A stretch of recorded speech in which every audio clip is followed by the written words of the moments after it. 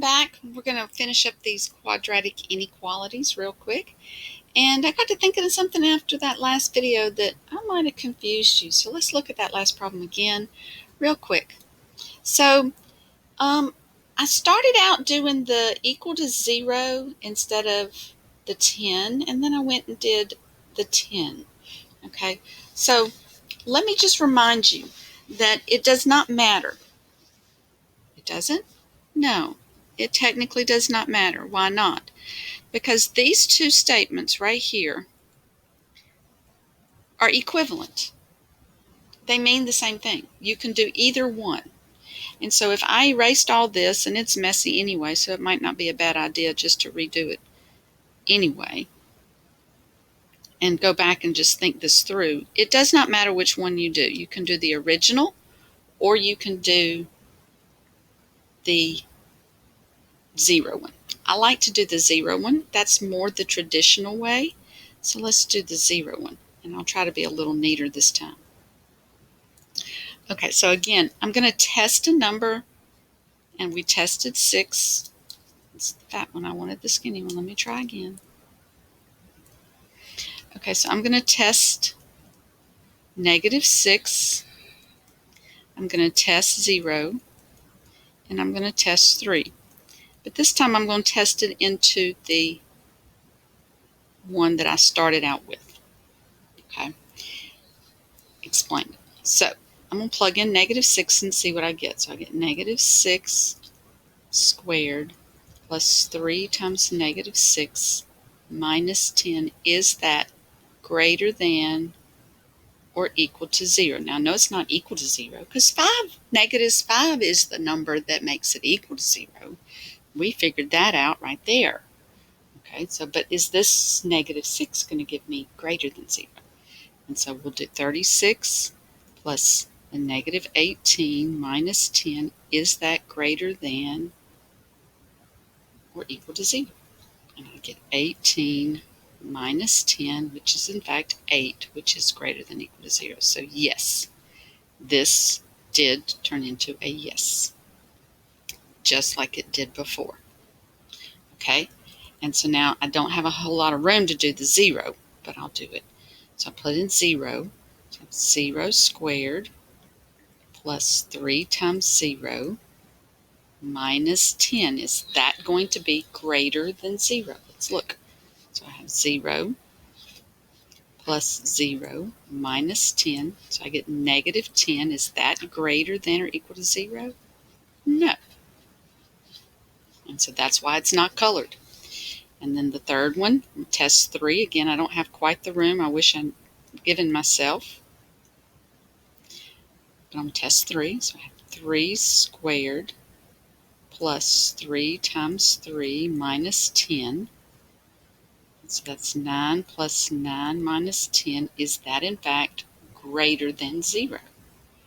18 minus 10 is 8. Is that greater than or equal to 0? Yes. So I get the same answer whether I use the second one where I changed it to 0 or whether I use the original where it said greater than or equal to 10. Traditionally, most students, and in future applications, we always go to the 0 because greater than 0 is positive, and it's really easy to determine positive and negative. And so sometimes it's easier that way. So anyway, sorry about that. Let's go back. Let's do another one. Okay, I have lots of room to do this one. It's just math, y'all. We can do it. Okay, I have lots of room that we can do this one. And so we're going to do, it's already equal to 0. We're set. So we're going to solve it as if it was equal to 0. Do we need to go back and look at our steps? Look, move all the terms to the left. That's done. Step 2, solve it for equal 0. Okay.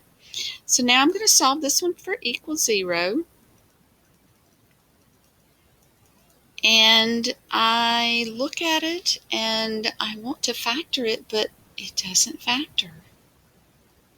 What are we going to do? Well, this one does not factor, so I have a choice. Am I going to do quadratic formula or completing the square? Well, Completing the square actually works best on this problem. Now, you probably forgot, when do you use completing the square? Completing the square works best when A is 1, which it is, and B is even, which it is. And so I'm going to use the completing the square method on this because I know that you don't see that very often, and I want you to be able to think about that opportunity. It is an option. Quadratic formula is also an option. So if you'll recall your steps, you move the C over. And again, this is all unit 1. And then you're going to add 6 over 2 squared to both sides. And that's a B over 2 squared. And so that's the magic number. And in this case, that's 9.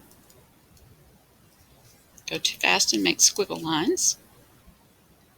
Then I'm going to factor the left and calculate on the right. So I'm going to factor the left. It's always an easy factor.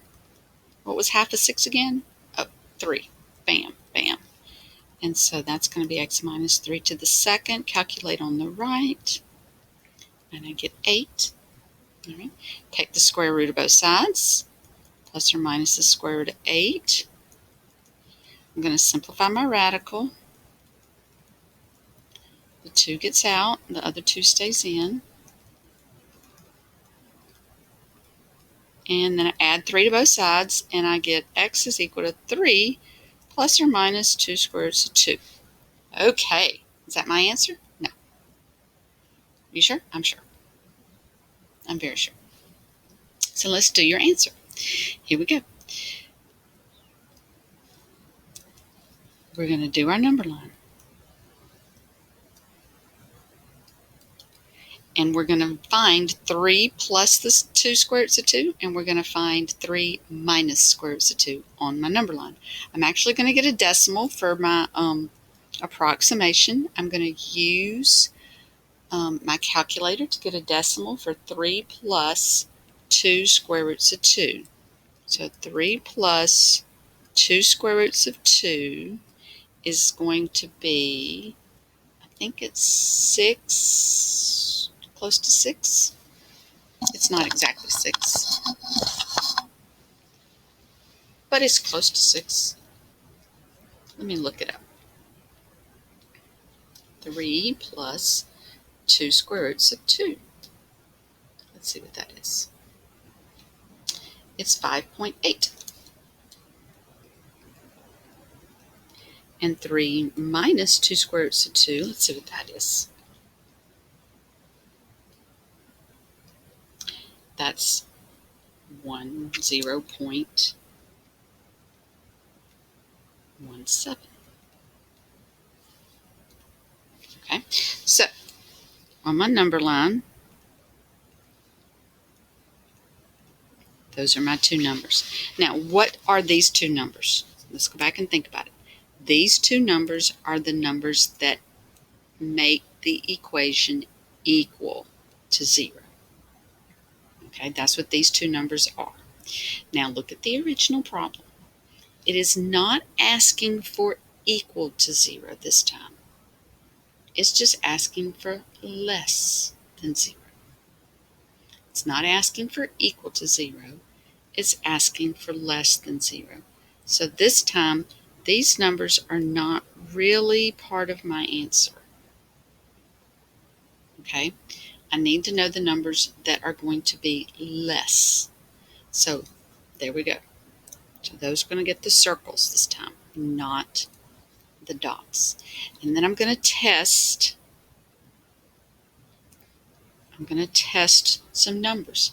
Now, I need a number to the left of 0.17. Well, that may be hard for some of you, but it's not hard for me. I can test 0 here. 0 is less than 0.17. And I've got to test a number in here between the 2. Well, I could test 4. And over here, I can test anything bigger than 5.8. Well, I can test random 7. I don't have to test decimals. Okay, just somewhere in that range. So here we go. We're going to test this first. I'm going to plug in 0 and see what we get. So 0 squared minus 6 times 0 plus 1, is that in fact less than 0? So that's 0 minus 0 plus 1. Is that less than 0? No. 1 is not less than 0. No. 1 is not less than 0. So that's not part of my answer. Test 4. So I'm going to do 4 squared minus 6 times 4 plus 1. And so that's 16 minus 24 plus 1. And that's going to give me negative 8 plus 1, which is negative 7. Is that less than 0? Why, yes it is. Yes, it is less than 0. So that is part of my answer. I'm going to color that section. Okay, let's look at the next one. Test 7. So I'm going to do 7 squared minus 6 times 7 plus 1. That's 49 minus 42 plus 1. Is this less than 0? 9 minus 2 is 7 plus 1 is 8. Is that less than 0? No. No, that's not less than 0. Okay, so my answer is in my number line. There it is. My number line shows me my answer. It's right there. There's my answer. Now, what is it in interval notation?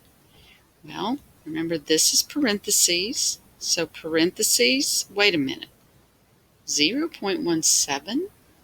That ain't right. No, it's not. Remember where we got that? 3 minus 2 square roots of 2, comma, and then 3 plus 2 square roots of 2. We just use those for estimates. When we do our answer, we got to have the real number, not the estimate. Okay? The real number, not the estimate. All right. It's just math, y'all. You can do it. Here's one more. This one is factorable. Okay? You can either use the quadratic formula or you can use, what is that thing called? Oh, factoring. You can factor this one or use quadratic formula. Go ahead and stop the video and see if you can get this one right. I'm going to work it really fast, and then I'm going to edit it out of the video, and then you'll see the answer. So here we go. Okay, here I have. I've worked this problem out. I solved it using factoring. I used the bottoms up method, and I got 3 and negative 5/3. Okay, so then remember the problem says equals 0, equals 0. And so these two numbers are the numbers where it actually equals 0. And so those two problems get the big dark pink on them. They get the colored in because they are actually part of my answer. Okay, and so negative 5/3 is also negative 1.67.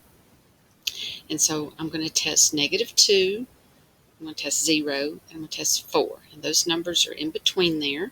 And so I test the numbers in between, and I got a yes on the first section. And so that's going to get, there we go, got a yes on the first section. I got a no on the second section and a yes on the third section. Okay, so now what is my answer going to be in interval notation?